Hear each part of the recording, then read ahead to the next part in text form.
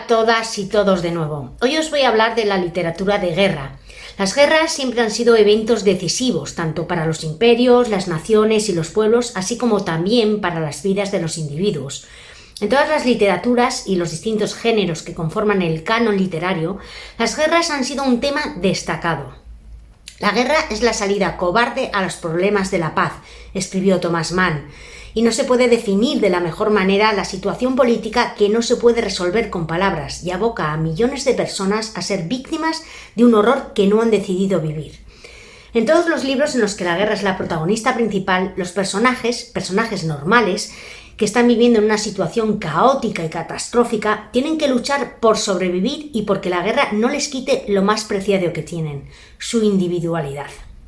Las dos novelas de las que voy a hablar, La luz que no puedes ver, de Anthony Doerr, y El chico de las bobinas, de Pérez Cervantes, tienen como protagonistas adolescentes, casi niños, que tienen que aprender a base de bombas, frío y hambre en un mundo que no entienden. Empecemos con La luz que no puedes ver y pongamos en contexto. Leo cómo empieza la novela. Caen del cielo como una lluvia al anochecer, sobrevuelan la muralla, hacen piruetas sobre los tejados, revolotean sobre los barrancos y entre las casas. Calles enteras se mecen al ritmo de los destellos blancos sobre los adoquines. Mensaje urgente para los habitantes de la ciudad, dicen las octavillas. Salgan de inmediato a campo abierto. Sube la marea. En lo alto cuelga una luna pequeña, amarilla, creciente. Hacia el este, sobre los tejados de los hoteles que hay frente al mar y en sus jardines traseros, 6 unidades de la artillería pesada norteamericana cargan proyectiles incendiarios en la boca de los morteros. En una esquina de la ciudad, en el 6º y último piso de una casa alta y estrecha en el número 4 de la Rue Beauvogel, una ciega de 16 años llamada Marie-Laurie Leblanc se arrodilla sobre una mesa baja completamente cubierta por una maqueta. La maqueta sobre la que se arrodilla es una miniatura de la ciudad y contiene una réplica a escala de los cientos de casas, tiendas y hoteles que hay en el interior de la muralla. Así está la catedral, con su capitel perforado, el enorme y antiguo Château de Saint-Malo y filas y más filas de mansiones con vistas al mar, todas adornadas con sus chimeneas. Un fino muelle de madera se extiende en forma de arco desde la Place de Molay. Una delicada galería reticulada cubre una bóveda de mercado de marisco. Unos bancos minúsculos, el más pequeño del tamaño de una semilla de manzana, salpican las diminutas plazas. Marie-Laurie desfila las puntas de los dedos por los parapetos de apenas 3 centímetros de ancho que coronan la muralla, dibujando la figura de una estrella desigual alrededor de la maqueta. Encuentra las hendiduras a través de las cuales los 4 cañones apuntan hacia el mar desde la cima de la muralla. Se ha pasado toda la noche recorriendo la maqueta con los dedos mientras espera a su tío abuelo Etienne, el dueño de la casa, que salió la noche anterior mientras ella dormía y aún no ha regresado. Ahora es de noche de nuevo. El reloj ha dado una vuelta completa. La calle está en silencio y ella no puede dormir. Escucha los bombardeos a menos de 5 kilómetros de distancia. La estática crece. Se parece al zumbido dentro de una caracola. Cuando abre la ventana, el ruido de los aviones aumenta. De no ser por eso, la calle estaría terriblemente muda. No se escuchan motores, voces, ni un solo rumor, ninguna sirena, ningún paso sobre los adoquines, ni siquiera las gaviotas. Apenas se percibe el sonido de la marea, 6 plantas más abajo y a una manzana de distancia, golpeando contra la base de la muralla de la ciudad. Y algo más, algo que se agita suavemente muy cerca. Abre con facilidad el postigo de la izquierda y desliza los dedos sobre los listones de la derecha hacia arriba. Hay un trozo de papel atascado ahí. Se lo acerca a la nariz. Huele a tinta fresca, tal vez un poco a gasolina. El papel todavía cruje. No lleva demasiado tiempo en el exterior. Marie-Laurie está en calcetines y duda frente a la ventana. A su espalda se encuentra la habitación, el armario decorado con conchas y el zócalo con guijarros. Su bastón está apoyado en una esquina. Una enorme novela en braille la espera boca abajo sobre la cama. El zumbido de los aviones se oye cada vez más cerca. Marie-Laurie es ciega y no ha leído lo que pone en la octavilla. El muro atlántico fue una cadena de refuerzo de puntos estratégicos construida por la Alemania nazi en la Segunda Guerra Mundial y que pretendía impedir una invasión al continente europeo por parte de los aliados desde Gran Bretaña. Con este muro se dotó a la zona costera del Canal de la Mancha, que estaba bajo control alemán, de todo tipo de búnkeres, trincheras, túneles y demás estructuras defensivas que en total sumarían 15.000 edificios.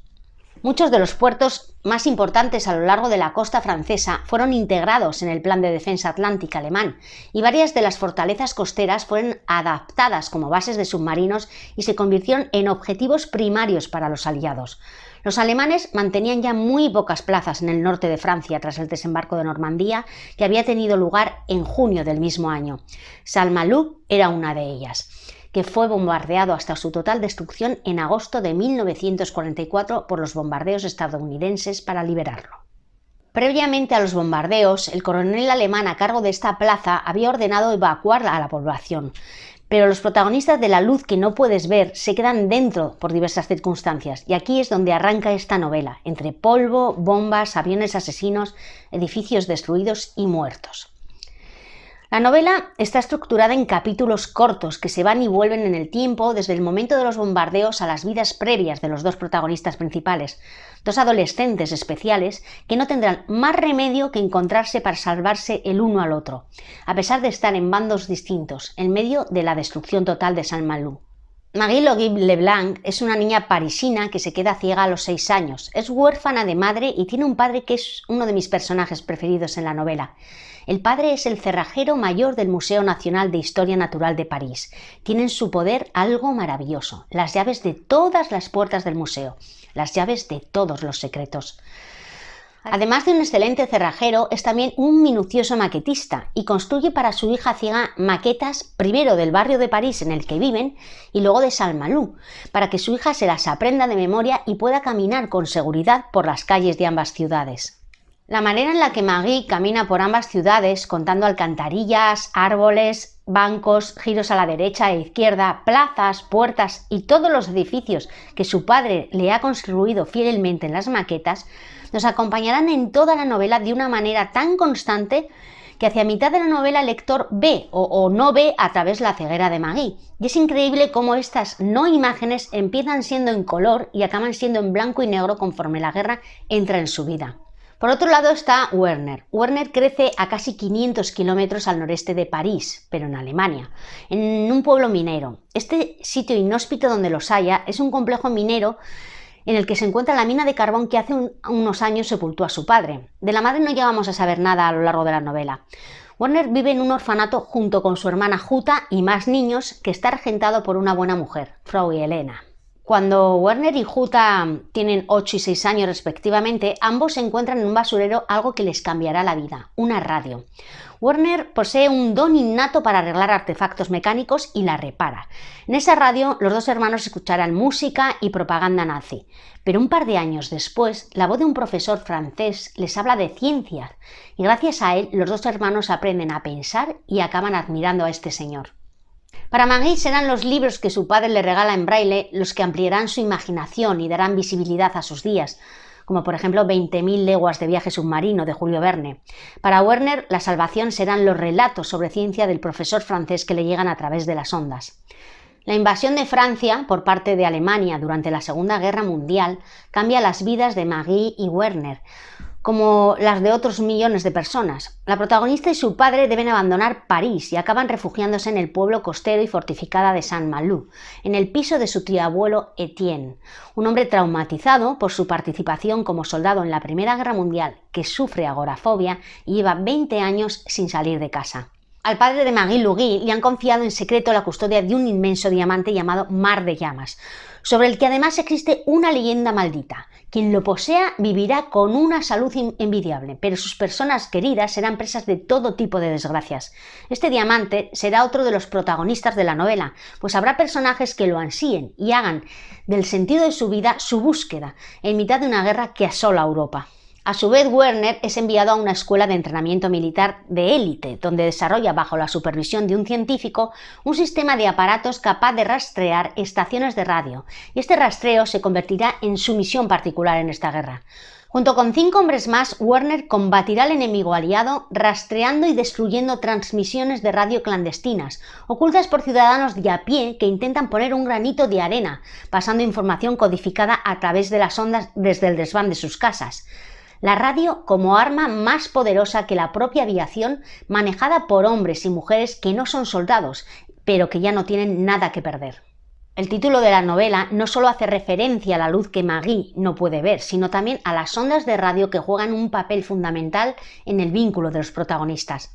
Serán estas ondas las que propicien que Maggie y Werner se acaben conociendo en plena destrucción de St. Malo. Anthony Doerr obtuvo el prestigioso Premio Pulitzer de 2015 con esta novela, que se ha mantenido dentro de la lista de los libros más vendidos del New York Times desde su publicación.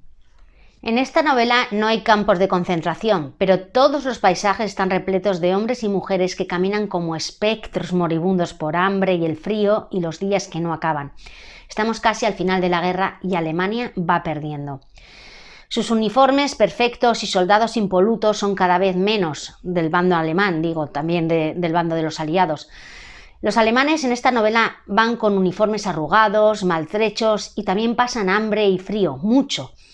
Las mentes de estos soldados y sobre todo la de Werner no entiende nada, no entiende qué hace él en esta situación, no entiende su misión en esta guerra hasta que conoce a Maggie. Leo la conversación de Maggie y Werner. «Eres valiente», dice él. Ella baja el cubo. «¿Cómo te llamas?». Él se lo dice. Ella contesta. «Cuando perdí la vista, Werner, la gente me decía que era valiente. Cuando mi padre se marchó, la gente me dijo que era valiente.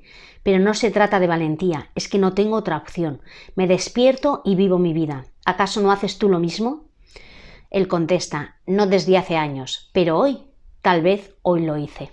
La guerra es un lugar donde jóvenes que no se conocen y no se odian se matan entre sí por la decisión de viejos que se conocen y se odian, pero no se matan. Escribió Eric Harman, un fotógrafo estadounidense. Y estas palabras me recuerdan a unas que el tío abuelo de Maggie le dice. Dice Etienne: «La guerra que mató a tu abuelo mató también a 16 millones de personas. 1,5 millones eran muchachos franceses, la mayoría más jóvenes que yo en aquella época. Murieron 2 millones del lado alemán. Marcharon hacia la muerte en filas de a uno y durante 11 días y 11 noches pasaron frente a nuestra puerta. Lo que estamos haciendo, Maggie, no es precisamente cambiar las señales de las calles. No estamos perdiendo una carta que ha llegado a la oficina de correos. Estos números son algo más que números, ¿lo entiendes?». «Pero nosotros somos los buenos, ¿verdad?», le pregunta Maggie. «Eso espero. Espero que sí», le responde su tío abuelo. Y este es precisamente el sentir de toda la novela, que pinta a toda esta gente en una masacre en la que seguramente hubiera elegido no participar. Y bueno, todo esto es lo que os tenía que contar sobre La luz que no puedes ver, pero por si acaso tenéis dudas de leer esta maravillosa novela, os dejo con su autor. Muchas gracias. In 2004, I came up to New York City, went into Penn Station. The man in front of me started complaining about the reception on his cell phone. We're 80 feet underground. He's bashing on his little device, and I'm thinking, you know, what we've forgotten, what you're forgetting, mister, is that this is a beautiful miracle. You're talking to somebody very far away with this little transmitter and this little receiver in this device, and we're forgetting that all around us, this electromagnetic radiation is carrying messages, and it's kind of an amazing thing. So I started a book. I wanted to try to capture the magic of hearing the voice of a stranger in a little device in your home, because for the history of humanity, that was a strange thing.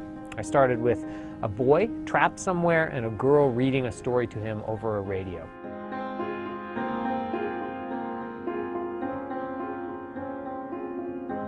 Then about a year later, I was traveling in France on book tour. I went to the town of Saint-Malo, which is on the northern coast of France in Brittany, walking around this beautiful seaside town, a walled fortress, the beautiful channel, the green waters of the channel breaking against the walls. And I told my editor, look how old this is, this medieval town, it's so pretty. He said, actually, this town was almost entirely destroyed in 1944 by your country, by American bombs. So I started researching a lot about the city of Saint-Malo. Immediately I knew that was the setting. That's where the boy would be trapped listening to the radio. Third piece of the narrative came about a year later when I started reading about what had happened in Paris in the invasion in 1940 when the Germans came in. The Germans came in, of course they took over all the radio, but they also, with so many cultural treasures and natural science treasures in Paris, they had to be protected, and they had very short notice before the invasion. So they started packing up Rembrandts, they packed up Da Vinci's from the Louvre.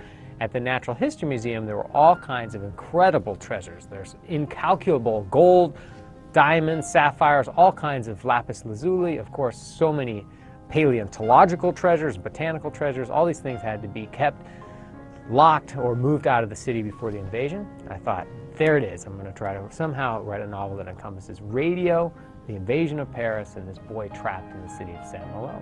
I moved primarily back and forth between two characters, a character named Marie-Laure, who lives in Paris. Her father is the locksmith at the Natural History Museum in charge of an enormous amount of locks. As the Germans come in, he's in charge of getting out of the city with something that may or may not be an extremely valuable diamond. The other narrative, the main narrative that braids with Marie's, is of a German boy named Werner. He's an orphan and he is very gifted with electronics. He falls in love with radios as a young boy. He finds his own way out by fixing a radio for a very important official. He thinks it's going to be a way out of the mines, but it turns out to be a very complicated way out. He ends up at a paramilitary school for Hitler Youth. For me, I wanted to have a book that reminds us of the magic of radio. So I wanted, first and foremost, to conjure this time when the voice of a stranger, particularly if it's a propagandist, somebody hammering this nationalism into the heads of poor people like was happening in Germany leading up to the war in the late 30s. That kind of power, especially over a child's mind, I wanted to try to capture in the novel.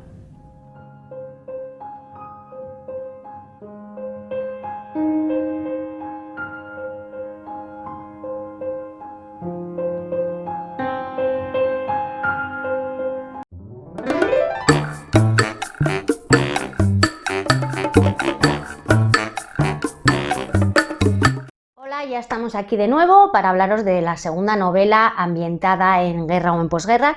En este caso he elegido una ambientada en la posguerra en Barcelona, El chico de las bobinas, de Pérez Cervantes, y os voy a contar por qué me ha encantado esta novela. En estos tiempos de pandemia, una palabra que relacionábamos antes con un pasado muy lejano o con la ciencia ficción y que ahora la tenemos presente a todas horas, quizás lo que menos apetezca sea leer El chico de las bobinas. O quizás si precisamente porque estamos viviendo un tiempo en el que de repente se nos ha mermado parte de nuestra libertad, sea el momento más adecuado para leerlo. Porque El chico de las bobinas de Pérez Cervantes es una novela durísima sobre unos personajes que podrían ser nuestros abuelos y abuelas, que han sido los perdedores de una guerra que se llevó por delante todas las esperanzas. Está ambientada en la Barcelona de la posguerra, y todo lo que se respira a lo largo de las páginas es hambre, podredumbre, miedo y orgullo. Mucho. El orgullo de unos personajes que no se rinden, auténticos héroes y heroínas de ese tiempo que fue para muchos incluso peor que la guerra. Vayamos primero a la sinopsis del libro. Estamos en Barcelona en 1945. Neil Roig es un chiquillo que se pasa el día en bicicleta transportando de un cine para otro viejas bobinas de películas. El día de su 13º cumpleaños es testigo de un crimen cometido en el portal de su casa. Mientras el asesino huye después de haberlo amenazado de muerte en caso de no mantener la boca cerrada, el moribundo le entrega un misterioso cromo de un actor de cine de la época. Este objeto será un objeto perseguido y anhelado por un excomandante de la Gestapo y un policía sin escrúpulos. El hecho de que el moribundo le dé el cromo a Neil, pronunciando el nombre de David, el padre desaparecido del muchacho, hace que a partir de ese momento el chico se vea impulsado a investigar un pasado que le pone en grave peligro, ya que esa es una estampa codiciada por un despiadado policía de la Brigada Político-Social y un excomandante de la Gestapo.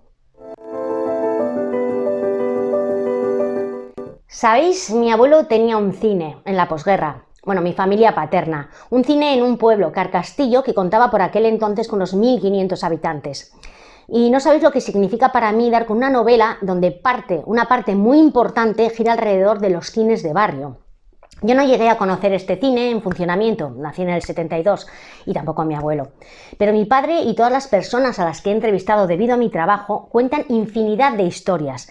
De la censura hay unas cuantas. Mi abuelo siempre estaba rozando el límite, incluso traspasándolo, y se atrevió a poner películas que le traían más de un quebradero de cabeza con el cura del pueblo, que siempre las calificaba con la puntuación 4, es decir, peligrosas. Su visión no era aconsejable, decía el cura.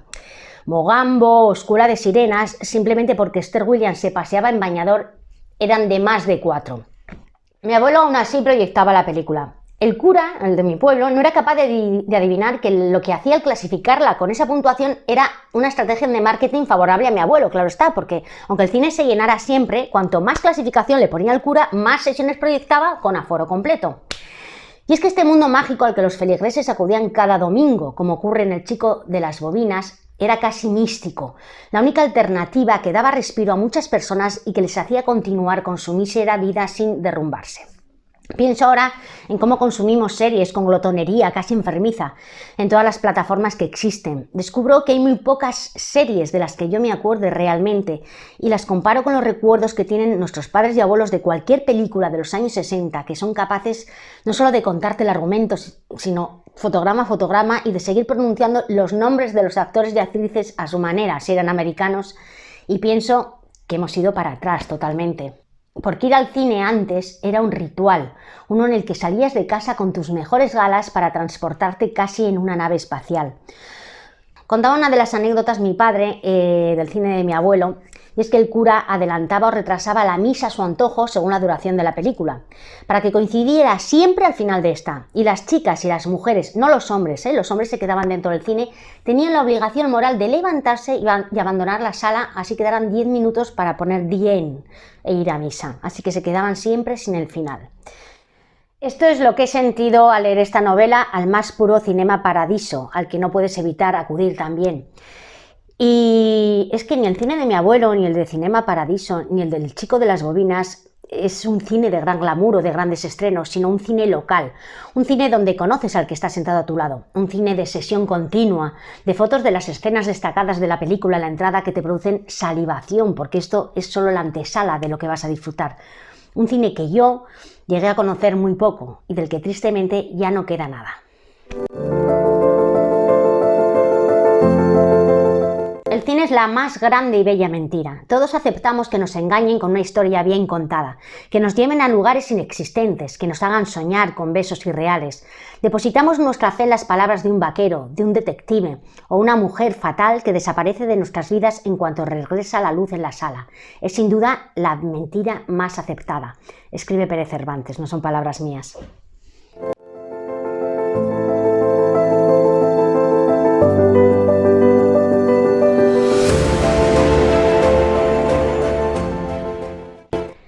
Esta novela aúna en sus páginas una multitud de géneros y por eso para mí ha sido tan especial su lectura.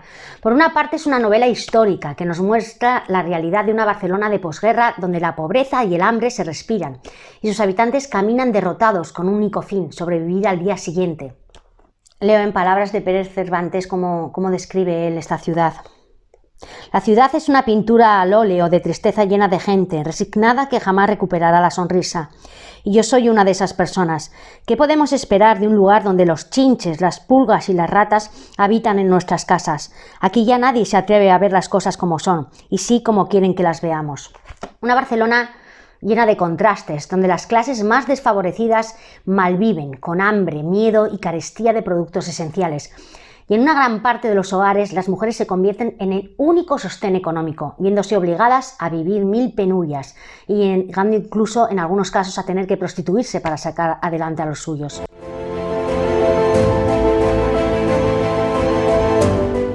Por otra parte, esta novela es un thriller pausado en cuanto el cromo del actor pasa a manos de Neil. Neil no sabe lo que significa el cromo, pero cree que de alguna manera le llevará a su padre desaparecido. Los malos, porque en esta novela hay buenos y malos, sí saben el misterio que esconde el cromo y que no voy a revelar, claro está. Por eso, en el momento en el que este pasa a las manos del chico, Neil y todo su entorno estarán en peligro. Es también una novela de crecimiento en la que veremos cómo Neil va dejando atrás a marchas forzadas su niñez para tener que ir tomando responsabilidades de adulto.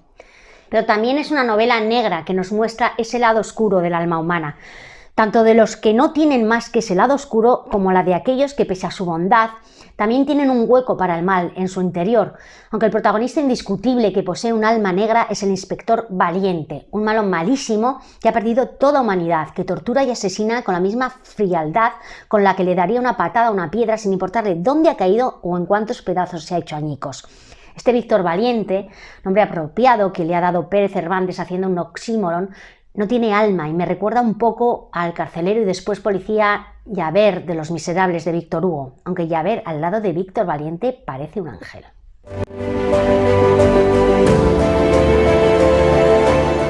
Es que Pérez Cervantes llevó a cabo una intensa investigación, me consta, por el volumen de datos que maneja en las descripciones, en la recreación de lugares, personas y acontecimientos. Es que es realmente notable. La cantidad de personajes, las historias que se entrelazan unas con otras para mostrar un crisol que refleje lo que realmente fue la posguerra para muchos de los perdedores de una guerra que nadie quiso librar, pero que todos libraron de una manera u otra.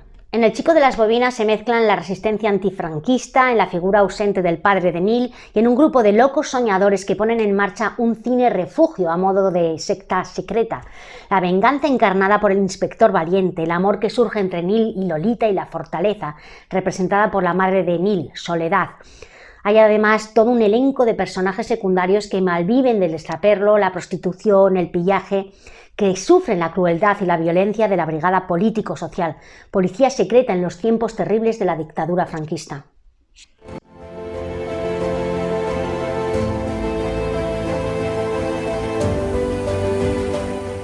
A todos los personajes de esta novela, a los buenos, por supuesto, porque ya he dicho antes que es una novela de buenos y malos, les coges un cariño inmenso.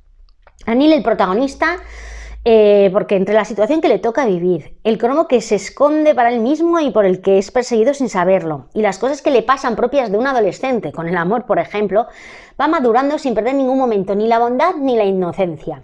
Sin olvidar, por supuesto, las vidas que Nil vive a través de las películas que visiona junto a su gran amigo y protector, Bernardo. También me gusta el personaje del Pantera, un gitano algo mayor que Nil que se las sabe todas. La de su amigo Limpiabotas, un adolescente que es la calle misma personificada, Lolita, la novia de Nil, pero sobre todo, si hay un personaje que me apetece destacar, es el de Soledad, la madre de Nil. Y es que en toda la historia de la humanidad, las mujeres no aparecemos en ningún sitio, es como si no hubiéramos estado, tampoco en las guerras ni en las posguerras. En esta novela, la protagonista principal es ella, Soledad, una mujer que encarna a todas aquellas que fueron capaces de sacar adelante un país en ruinas y a unos hijos hambrientos. En el silencio de una madre el amor siempre vence la verdad, porque es justo ahí, en esa mudez preñada de miedos y anhelos, donde hallará el lugar en el que se permite soñar, el refugio en el que protegerse de las tinieblas, alentar una infancia apodada y encajar los años arrebatados por una guerra, escribe Pérez Cervantes. Y es que Soledad es un personaje de admirar. Pese a haber perdido a una hija, casi un bebé, por culpa de una bomba, y a su marido, que aunque no esté muerto, está desaparecido desde hace años, Soledad es orgullo y fortaleza y silencios. Es un personaje que huele a jabón, a limpio, es la humanidad personificada en el sexo femenino y que consigue el respeto de todos los personajes que la rodean, incluso de los más ruines. Leo algunas de las descripciones que hace Pérez Cervantes de Soledad y que me encantan. Cuando David se marchó de casa para defender sus ideales, Nil era un mocoso. Ni siquiera una guerra era motivo suficiente para que ese crío entendiera que iba a crecer sin la presencia de un padre. Conforme pasaron los años y esa ausencia opresiva se enquistó, el muchacho necesitó saber más. Soledad decidió mantenerlo informado a su manera, siempre evitando incrementar el dolor por la ausencia de ese padre que había decidido sacrificar su vida. Con delicadeza y abundantes dosis de sutilidad, logró obtener de Nil una complicidad férrea en todo lo que se refería a David.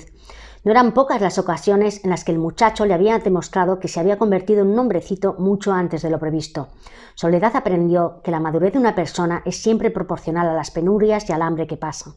En esos tiempos en que la vida humana valía lo que un paquete de tabaco de extraperlo, todavía existía gente a quien le martirizaba la conciencia. Ella era una de esas personas, pero como el náufrago que ahoga al otro para apoderarse de la única tabla de salvación, quiso entender que llegados a ese punto ya no cabía otra posibilidad. Nadie nace para ser humillado por nadie, y sin embargo, en esa vida que le había tocado, ella ya había cubierto el cupo de muchos. Es en Soledad donde oímos la voz más crítica contra los opresores. Si había algo que laceraba a Soledad era esa suerte de sumisión a la autoridad que lentamente iba calando en la sociedad y se digería sin ni siquiera cuestionarla. ¿Por qué podía un policía acudir de manera gratuita al cine? ¿Por qué no un obrero, un panadero o un ganadero? Una mujer que hace lo indecible para conseguir un huevo que ofrecerle a su hijo en su cumpleaños. El otro día me iba a hacer una tortilla para cenar y mientras cascaba el huevo estaba pensando en mis cosas. Y sin darme cuenta eché el huevo en la basura y la cáscara en el plato. Tiré la cáscara, también donde estaba la basura, abrí la nevera y rompí otro huevo, esta vez no lo eché en la basura y me pude hacer la tortilla. Y después, a los días, leí el capítulo en la que Soledad hace lo imposible para conseguirle un huevo a su hijo, que es el regalo de su cumpleaños, comer un huevo frito. Y me sentí mal pensando con la frialdad en la que yo había desperdiciado uno sin darle importancia.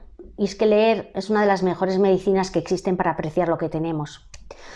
Y otra de las grandes protagonistas es la ciudad de Barcelona, una Barcelona que el autor describe magistralmente y que te la hace imaginar como una ciudad deprimente en esos momentos, tal cual era, libre de las hordas de turistas que llegan cada día. Bueno, este verano no. Es que la novela se ambienta en una época muy concreta, con una Barcelona que aún no ha podido asimilar la derrota ni lo que ello implica para los que allí se quedaron. Una ciudad gris y desesperanzada a la que aún le queda mucho tiempo para salir de su tristeza. En aquellos años, escribe Pere, todos tenían hambre, comer poco, tener miedo y sufrir mucho eran los males comunes que azotaban la ciudad.